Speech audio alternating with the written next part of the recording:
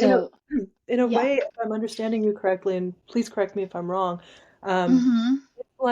it's not like, I mean, as I mentioned before, usually with drug discovery, it does take 10 to 15 to 20 years because we're starting all the way at the beginning. We don't know everything about that mechanism. And that's like it would be like if it was a whole totally new drug. This is more like, Yes. hey, we have Tylenol, and now we sort of springboarding off of Tylenol to sort of make this other sort of anti-inflammatory medication that's not quite Tylenol, but is similar to Tylenol.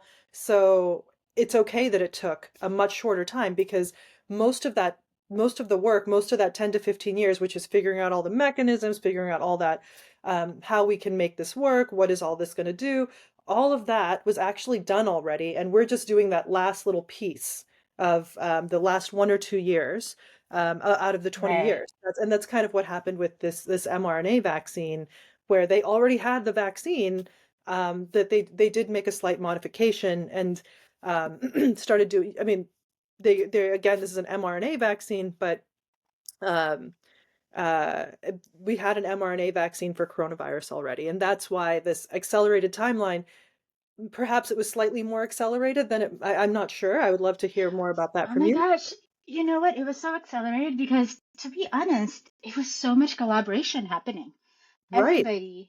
Everybody was working together to solve like Exactly. those very building blocks of understanding how do we fight this new coronavirus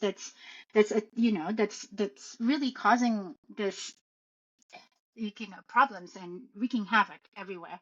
And so I even remember at the time where I was working at UCSF, where people were borrowing PCR machines at Right. previous labs, at different labs, to be like, we need to keep sequencing and, get all of this data very quickly. Uh-huh. Graduate students who weren't able to continue, or at least maybe some of them were able to continue their work in the labs, but chose to volunteer in this Right. effort.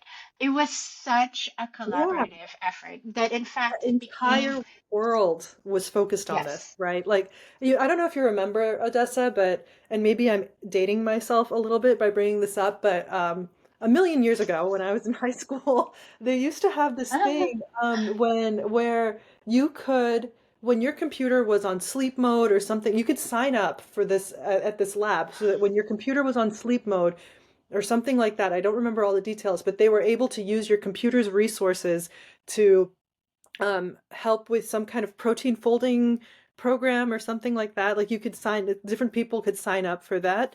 And the reason is back then there just wasn't the kind of computational power there is today. And I remember thinking that's really cool that so many people are, offering up their computational resources or whatever. And that wasn't even like the whole world wasn't fixated on that, right? I mean, right now, drugs, like you said, it's maybe 1 or 2 labs or 1 or 2 companies or something like that. Even if it's a large number of companies, it's not every company in the world. It's not, and not every Right. biological biotech company in the world, every healthcare company, everybody, healthcare. I mean, the healthcare industry, when we're in early stage biotech, I usually you don't end up talking to the doctors very often. The doctors aren't usually, and you're not maybe we're not maybe interacting across the entire vertical as much. But with COVID, it wasn't just every biotech company. It was every biotech, every pharma, early stage discovery, late stage discovery, healthcare, clinical trials. Everybody John really, 10. yeah, Yeah. intensely working together.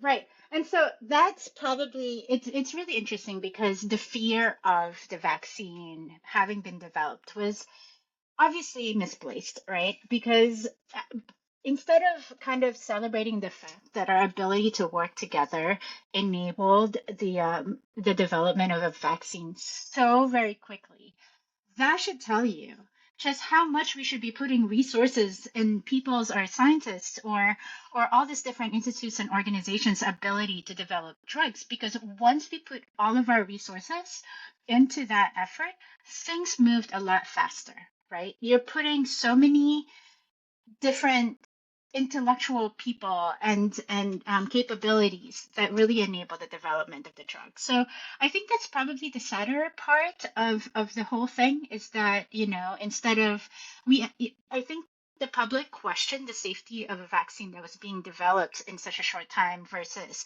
really placing it to the ability of scientists and Mhm, medical, mhm. healthcare professionals to Right. really get something going in such a short time.